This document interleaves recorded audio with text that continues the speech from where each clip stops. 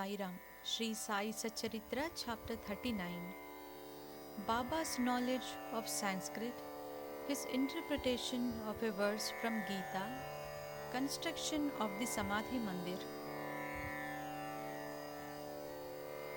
This chapter 39 deals with Baba's interpretation of a verse from the Bhagavad Gita, as some people believe that Baba knew not Sanskrit and the interpretation was Nana Sahib Chandorkar's.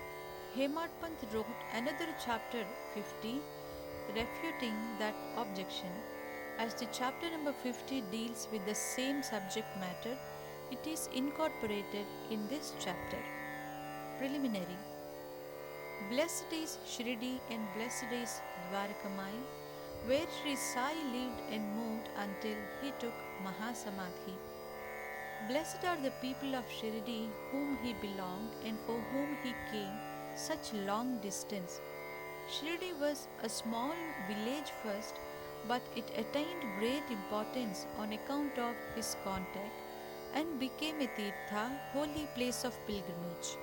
Equally blessed are the women folk of Shirdi. Blessed is their whole and undivided faith in him.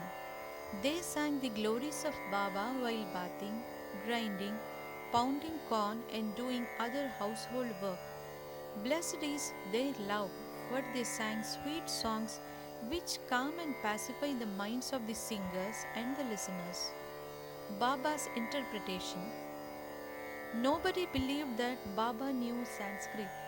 One day he surprised all by giving a good interpretation of a verse from the Gita to Nana Sahib Chandorkar. A brief account about this matter was written by Mr. B.V. Dio, retired Mamlatdar, and published in Marathi in Sri Sai Leela magazine, volume 4, Sphuta Vishaya, page 563.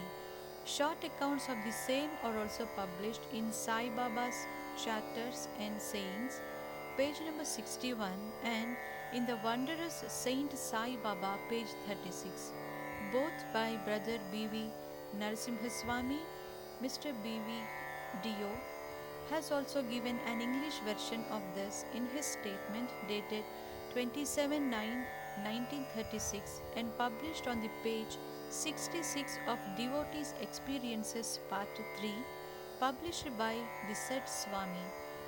As Mr. Dio has got first-hand information about this subject from Nana Sahib himself, we give below his version.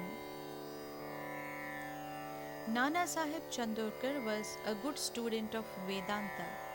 He had read Gita with commentaries and prided himself on his knowledge of all that. He fancied that Baba knew nothing of all this or of Sanskrit. So Baba one day pricked the bubble.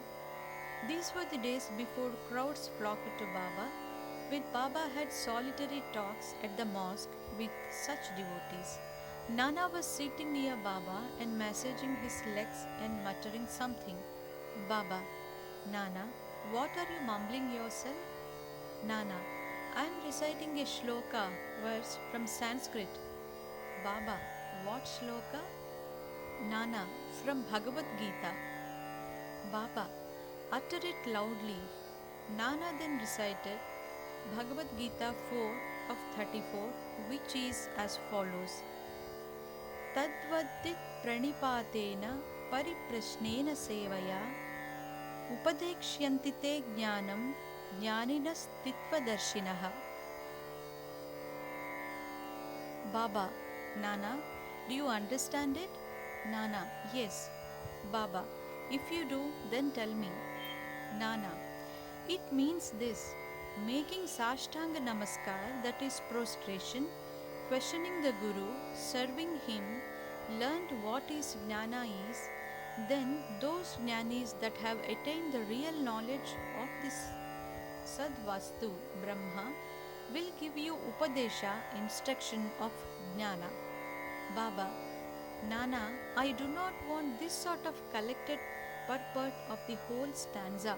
Give me each word, its grammatical force and meaning. Then Nana explained it word by word. Baba, Nana, it is enough to make prostration merely? Nana, I do not know any other meaning for this word pranipata than making prostration. Baba, what is pariprashna? Nana, asking questions. Baba, what does prashna mean? Nana, the same, questioning. Baba, if pariprashna means the same as prashna, question, why did Vyasa add the prefix pari? Was Vyasa off his head? Nana, I do not know of any other meaning for the word pariprashna. Baba, seva, what sort of seva is meant? Nana, just what we are doing always. Baba, is it enough to render such service? Nana, I do not know what more is signified by the word seva. Baba, in the next line, Upadekshiyantite jnanam. Can you so read it as to read any other word in lieu of jnanam? Nana, yes. What word? Nana, agnanam. Baba, taking that word instead of jnana, is any meaning made out of the words? Nana, no. Shankara Bhashya gives no such construction. Baba, never mind if it does not. Is there any objection to using the word ajnana if it gives better sense? Nana, I do not understand how to construe by placing ajnana in it. Baba, why does Krishna refer Arjuna to jnanis or tattvadarshis to do his prostration? Interrogation and service. Was not Krishna a tattvadarshi, in fact Jnana himself?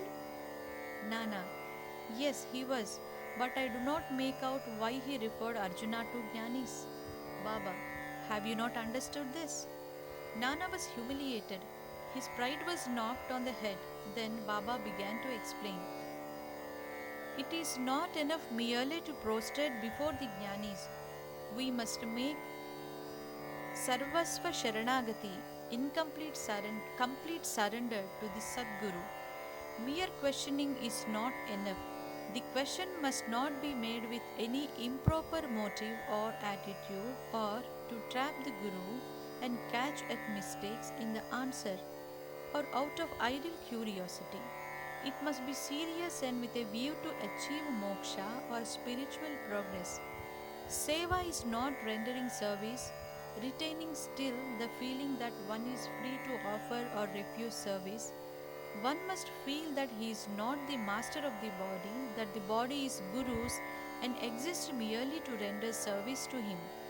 If this is done, the Sadguru will show you what the Jnana referred to in the previous stanza is.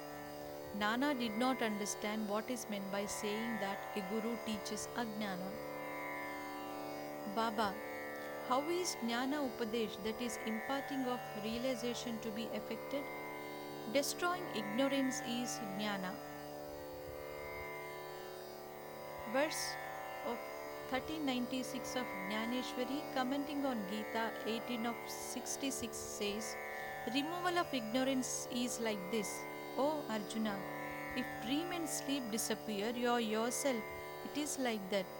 Also, OV 83 on Gita 5 of 16 says, is there anything different or independent in Jnana besides the destruction of ignorance? Expelling darkness means light. Destroying duality, Dvaita, means non-duality, Advaita.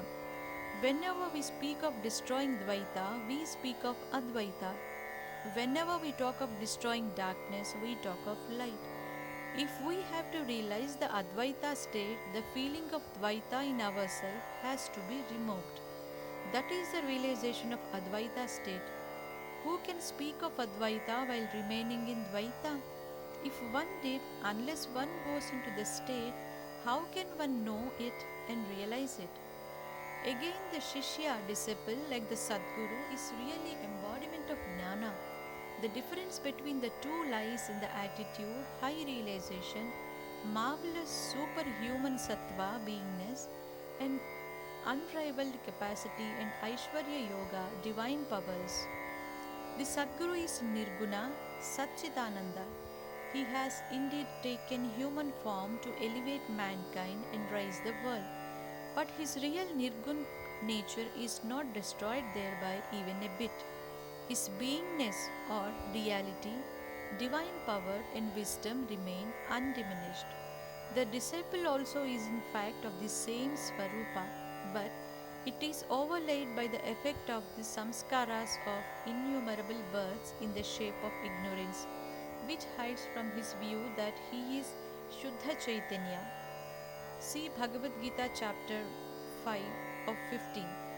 As stated therein, he gets the impressions I am Jiva, a creature, humble and poor.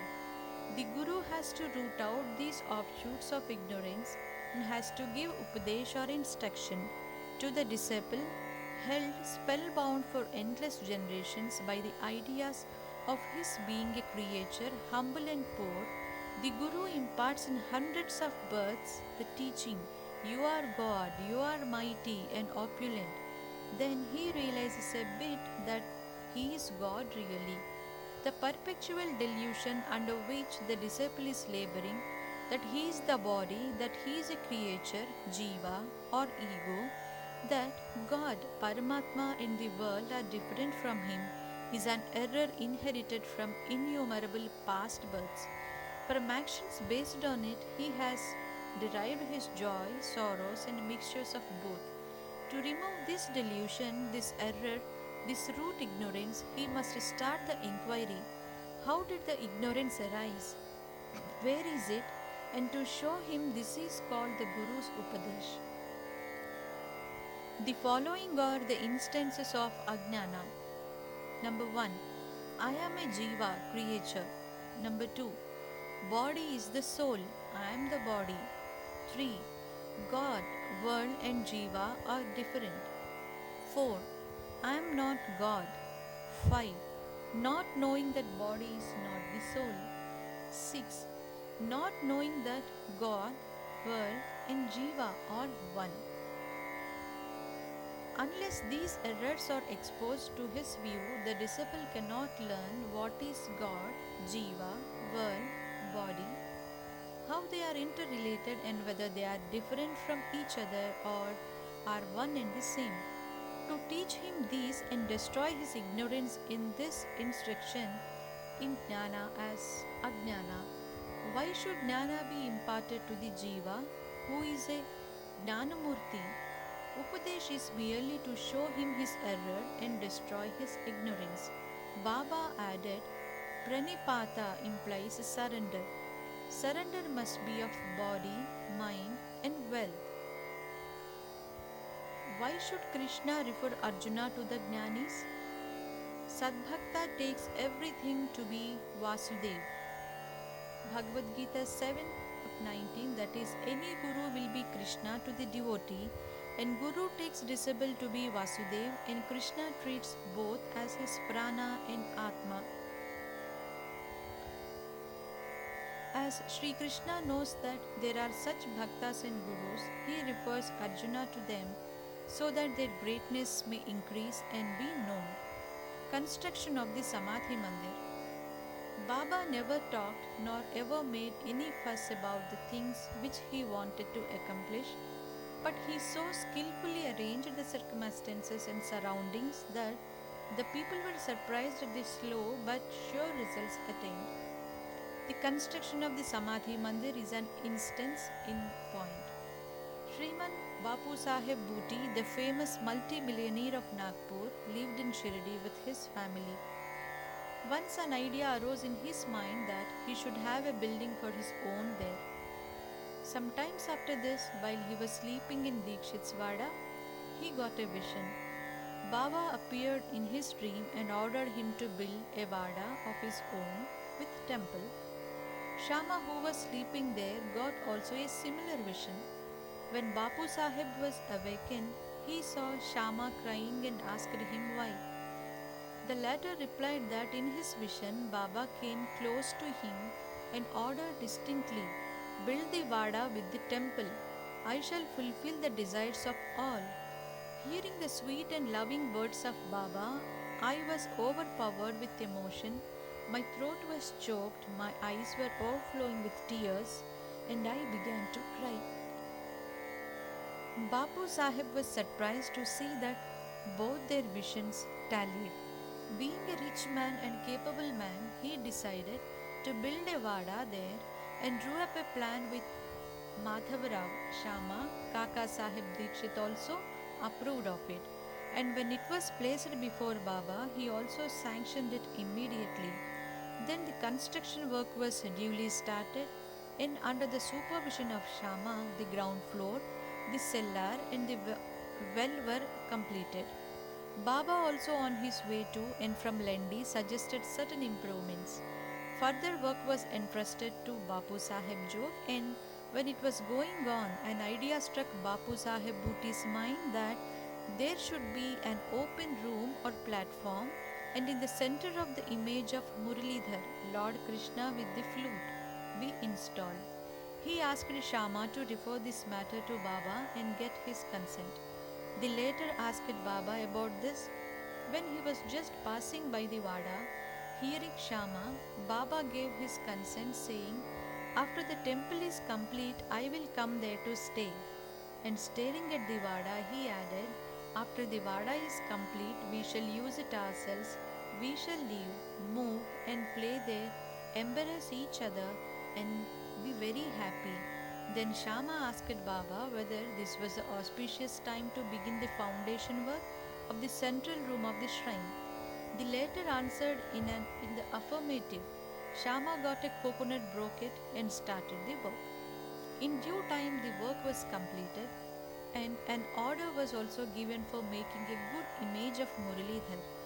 But before it was ready, a new thing turned up. Baba became seriously ill and was about to pass away. Bapu Sahib became very sad and dejected, thinking that if Baba passed away, his Vada would not be consecrated by the holy touch of Baba's feet, and all his money, about a lakh of rupees, would be wasted away. But the words, "Place or keep me in the Vada," which came out of Baba's mouth just before his passing away, consoled not only Bapu Sahib but one and all. In due time, Baba's holy body was placed and preserved in the central shrine meant or designed for Muralidhar, and Baba himself became Muralidhar, and the Vada thus became the Samadhi Mandir of Sai Baba. His wonderful life is unfathomable. Blessed and fortunate is Bapu Sahib Bhuti, in whose Vada lies the holy and the pure body of Baba. Bow to Sri Sai, peace be to all.